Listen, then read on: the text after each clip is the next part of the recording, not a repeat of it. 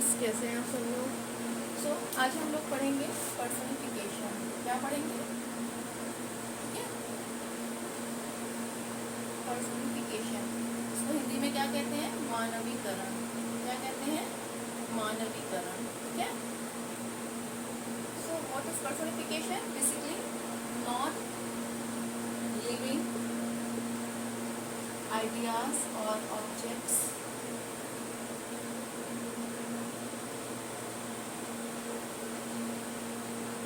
as living being, okay,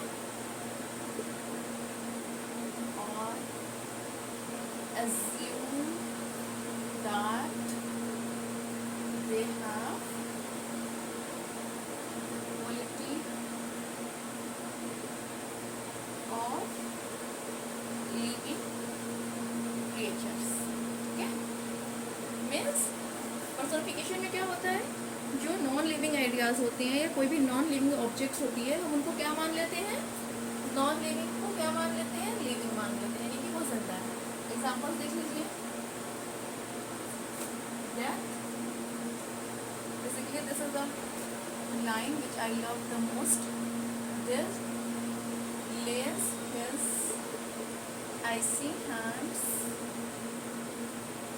on the kings. Now tell me that, have you anyone seen the death who has the hands? No, obviously not. That death is not a living being, है ना? But here what we are saying that death lays his icy hand on the kings. मतलब मौत ने अपने ठंडे हाथ किस पे रखे? किंग्स पे रखे। कहने का मतलब क्या है इसमें? कि डेथ ने किंग्स की जान ले ली, मीन्स डेथ ने किंग्स को मार दिया। ठीक है। सेकेंड एग्जाम्पल देख लेते हैं। Love is blind. So have you seen that love has the eyes? Obviously not. Love doesn't have eyes. But here we are saying that love is blind. Means when we love someone, we don't use our eyes, not our senses, but we used them to love by our heart. Right? हम लोग क्या करते हैं? When we love someone, we just consider him as a best one. Okay, so that's why this is a proverb that love is blind. Now next one, time is a subtle thief of youth. This is a line from Milton. Okay, experience is a bad teacher. Now, who is teacher? Teacher is a human being, but here we are saying that experience is a bad teacher. Convert कर सकते हो इसको, experience is a good teacher. Basically क्या होता है? Experience जो होता है वो आपको बहुत harsh way में चीज़ों को सिखाता है। जब आप कोई चीज़ experience करके सीखते हो ना, तो वो एक गुड टीचर की तरह भी सिखाता है, एक बैड टीचर की तरह सिखाता है। ज़रूरी नहीं है ना कि हर एक्सपीरियंस जो है वो आपके लिए अच्छा ही हो, है ना।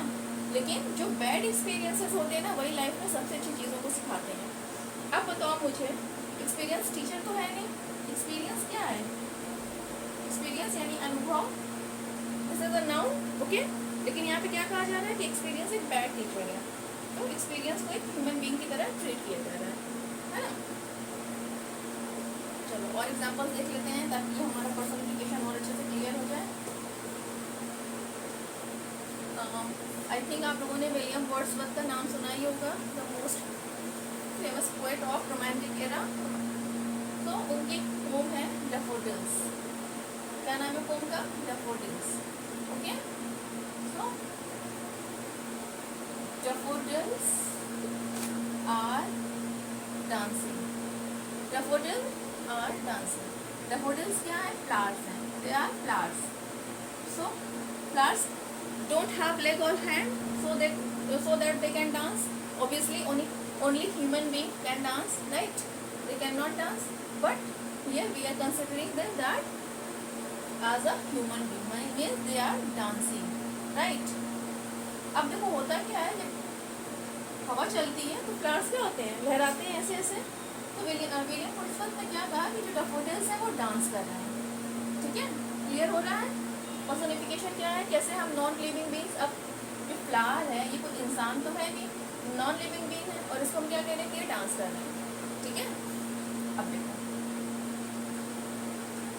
Time is running very fast, time is running very fast. Have you seen the legs of time? Obviously not. But here we are saying that time is running very fast. Means time बहुत तेजी से भाग रहा है. Time इंसान नहीं है, लेकिन हमने यहाँ पे क्या किया, टाइम को एज अ ह्यूमन बीइंग लिख दिया, ठीक है। और एग्जांपल देख लेते हैं। Love does not follow the ways of the world. क्या कहा जा रहा है, जो लव है वो दुनिया के रीति रिवाजों को फॉलो नहीं करता है ना। अब लव कोई इंसान थोड़ी है वो जो दुनिया के रीति रिवाजों को फॉलो करेगा। कहने का यहाँ पे क्या सेंस है कि जो लव में होते हैं वो लोग दुनिया के रीति रिवाजों को, जो दुनिया के तौर तरीके हैं उनको फॉलो नहीं करते, ठीक है।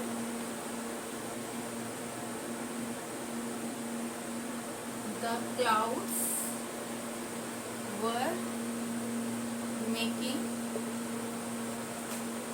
Loud noise.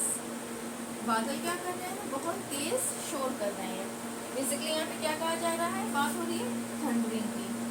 क्या कहा जा रहा है, थंडरिंग, यानी कि बहुत तेजी से बादल गरज चमक रहे हैं, है ना।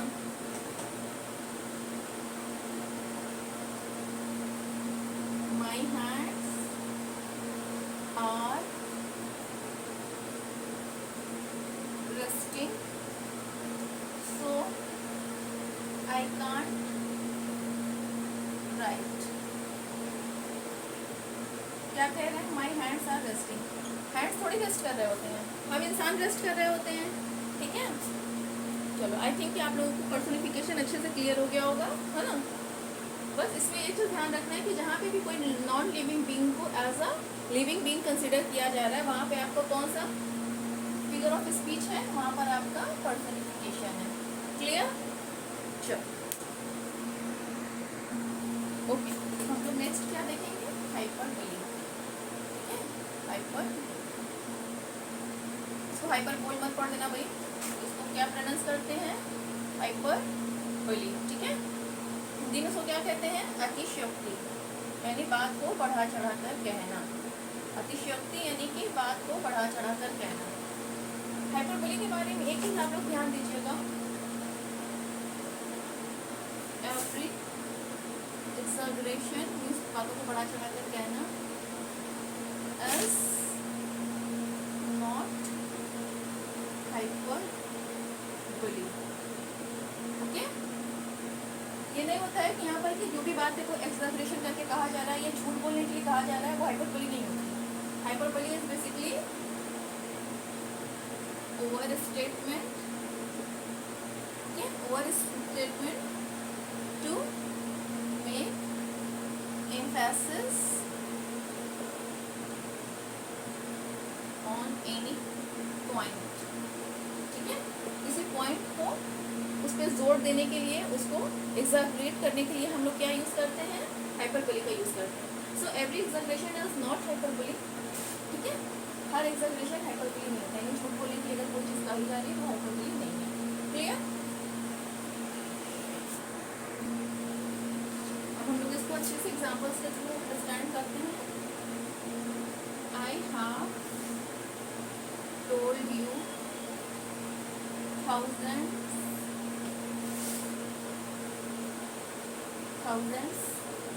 time not tell lie, means मैंने तुम्हें हजारों बार मना किया है कि झूठ मत बोला करो। फर्स्ट एग्जाम्पल, सेकेंड एग्जाम्पल देख लो।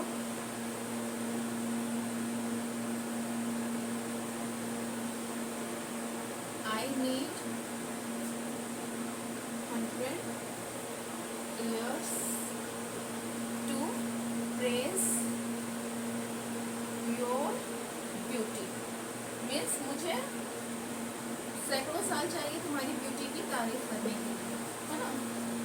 और एग्जाम्पल देख लेते हैं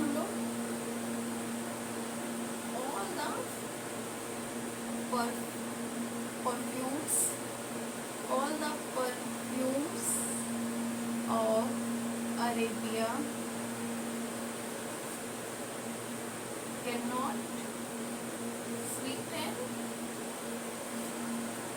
these little hands. ये डायलॉग है शेक्सपियर के ड्रामा मैकबेथ का, और ये डायलॉग किसने बोला था? लेडी मैकबेथ ने। अब जिनको मैकबेथ की स्टोरी पता होगी वो जानते हैं कि यहाँ पे लेडी मैकबेथ किसमें है? गिल्ट में है। ठीक है, तो क्या कह रही है? All the perfumes of Arabia can not sweeten this little hands. अरब के सारे परफ्यूम मिलकर भी ये जो हमारे मतलब मेरे जो छोटे हाथ हैं इनको वो क्या नहीं कर सकते? स्वीटन, यानी कि इसकी जो ब्लड की जो स्मेल आ रही है मेरे हाथों से उसको हटा नहीं सकते, रिमूव नहीं कर सकते हैं। हम लोग परफ्यूम को क्यों यूज़ करते हैं? अच्छी खुशबू के लिए, है ना, स्वीट फ्रेग्रेंस के लिए। तो लेडी मैकबेथ ने क्या किया था कि अपने हस्बैंड के थ्रू किंग डंकन का मर्डर कराया था। तो उसको यहाँ पे गिल्ट है कि उसके हाथों से क्या आ रही है? ब्लड की स्मेल आ रही है। इसीलिए वो कह रही है कि अरब के सारे परफ्यूम मिलकर भी मेरे हाथों से उस ब्लड की महक को हटा नहीं सकते हैं। ठीक है, समझ में आ गया हाइपरबोली क्या होता है? बातों को बढ़ा चढ़ा कर कहना। चलो, वर्ड्सवर्थ के भी मैंने एक पोएम का एग्जांपल दिया था डैफोडिल्स का, उसी का एक और एग्जांपल मैं आप लोगों को देती हूँ। ठीक है, ध्यान से देखिएगा और अच्छे से चीज़ें क्लियर हो जाएंगी। डैफोडिल्स फ्लावर्स होते हैं। ठीक है, कंफ्यूज मत करिएगा कि डैफोडिल्स क्या है।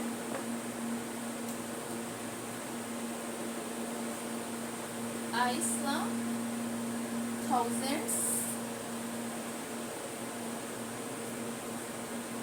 at a glance। ये एक लाइन है डैफोडिल्स की। उन्होंने क्या कहा? मैंने एक नज़र में थाउजेंड्स देखे। क्या देखे? या मैं ब्रैकेट में लिख दे रही हूँ डैफोडिल्स। ठीक है, बेसिकली ये पोम है उसकी। फिर they all are in an sorry they all are in overlasting row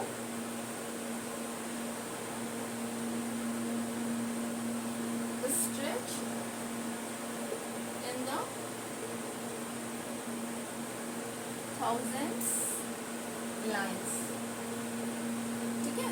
यहाँ पे क्या कहा जाएगा कि जो डैफोडिल्स हैं वो इतनी लंबी रो में स्ट्रेच हुए हैं और उनकी क्या है? रो, समझ लो, मीन्स जो फ्लावर्स होते हैं वो ऐसे ऐसे लाइंस में हैं और ये जो लाइंस है ना ये एवरलास्टिंग है। मीन्स बहुत दूर तक ये लाइन इस तरह से चलती चली जा रही है, चलती चली जा रही है, इनका कोई अंत दिख ही नहीं रहा है। ठीक है, तो यहाँ पे क्या कहा जा रहा है? फ्लावर्स को, डैफोडिल्स को क्या कहा जा रहा है कि वो बहुत दूर तक फैले हुए हैं। ठीक है, नेवर एंडिंग लाइन्स भी इसको आप कह सकते हैं। ठीक है,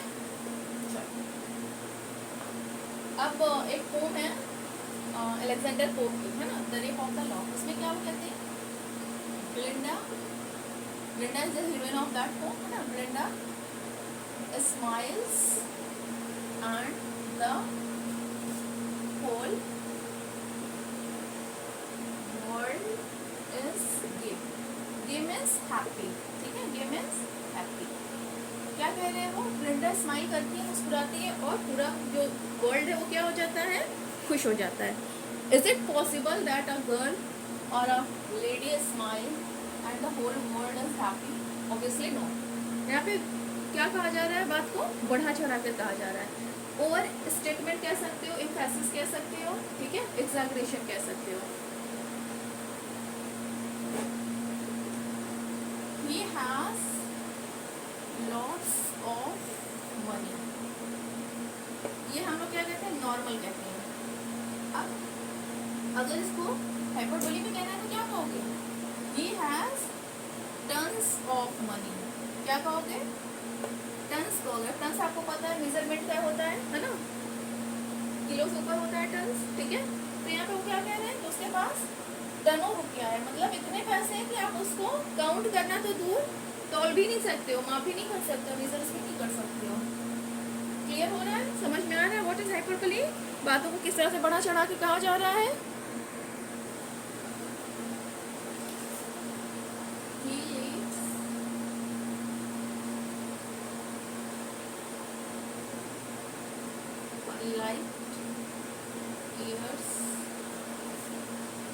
अवे फ्रॉम यू। अब आपको पता है लाइट ईयर्स क्या होते हैं, जिनसे हम गैलेक्सीज या सन की डिस्टेंस को नापते हैं। अब हम उसके बारे में क्या कह रहे हैं, कोई एक इंसान जो है कौन सा लाइट ईयर्स अवे थोड़ी दूर रह सकता है, इतना डिस्टेंस थोड़ी है पृथ्वी पर, अर्थ पर इतना डिस्टेंस थोड़ी है, लेकिन हम यहाँ पे क्या कह रहे हैं कि वो एक लाइट ईयर्स अवे रहता है यहाँ से। तो अब आपको समझ में आ गया होगा कि बातों को किस तरह से बढ़ा चढ़ा के कहा जाएगा। ठीक है, यहाँ पे ये लगा है ना 50 ईयर्स नहीं होगा। चलो एक एग्जाम्पल और देख लेते हैं। That is the queen all world desires, means all world कह लो या होल वर्ल्ड कह लो, ठीक है, कि वो एक ऐसी क्वीन है जिसको पूरी दुनिया क्या कर रही है, चाह रही है। यहाँ पे क्लियोपैट्रा की बात हो रही है जो कि बहुत ज़्यादा सुंदर थी। ठीक है, तो यहाँ पे भी बात को बढ़ा चढ़ा के कहा जा रहा है कोई कितना भी सुंदर हो, लेकिन ऐसा नहीं होता है कि पूरी की पूरी दुनिया उसके पीछे पागल हो, है ना। तो एग्जैगरेशन या हाइपरबोली में हम लोग क्या करते हैं, सॉरी एग्जैगरेशन या हाइपरबोली में हम लोग क्या करते हैं, बातों को और स्टेटमेंट से यूज करके अपनी बात पे एम्फेसिस देने के लिए हम इसका यूज करते हैं। क्लियर। अब हम लोग नेक्स्ट देख लेते हैं एपोस्ट्रोफी। ठीक है,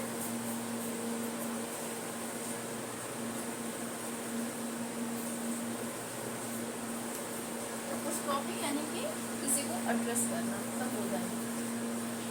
एपोस्ट्रोफी संबोधन, ठीक है, address to a dead, address to someone who is not present. ठीक है, address to a non living. आ रहा है समझ में, एक ऐसे पर्सन को एड्रेस करना है जो कि डेथ हो चुका है, यानी डेड हुआ है, मर चुका है। एक ऐसे पर्सन को एड्रेस करना है जो वहाँ पे प्रेजेंट ही नहीं है, या किसी एक ऐसी नॉन लिविंग थिंग को एड्रेस करना। ठीक है, अब यहाँ पर एक चीज़ ध्यान दीजिएगा कि हर एड्रेस जो होता है वो एपोस्ट्रोफी नहीं होता है। Every address is not apostrophe, but all apostrophe is a address. Okay, example देख लेते हैं। ओ मेल्टन, you should leave at this time। यहाँ पर मेल्टन की डेथ हो चुकी है, उसके बाद मेल्टन को एड्रेस किया जा रहा है कि मेल्टन आपको इस टाइम में यहाँ पे होना चाहिए। ठीक है, फिर ओ वाइल्ड वेस्ट विंड, यहाँ पर वेस्ट विंड को एड्रेस किया जा रहा है। ठीक है, breath of the autumn, John Keats की क्या है ये पोम है। ठीक है, breath of the autumn.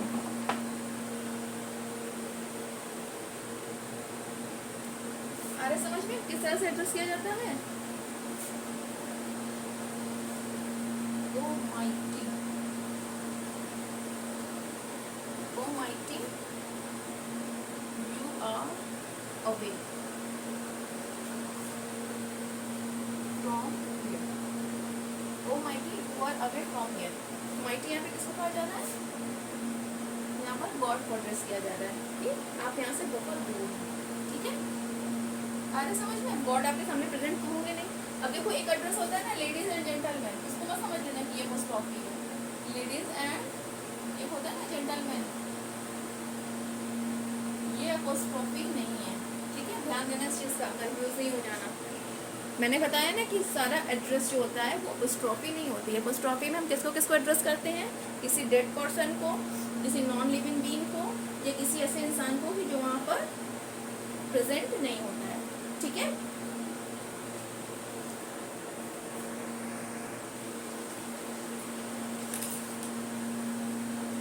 Romeo Romeo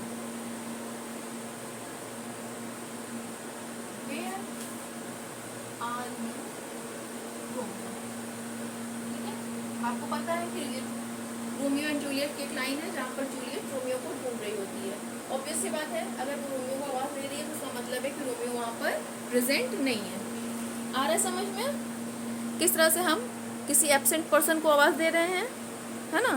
अब यहाँ पे देखो मैंने क्या कहा था, नॉन लिविंग बीइंग।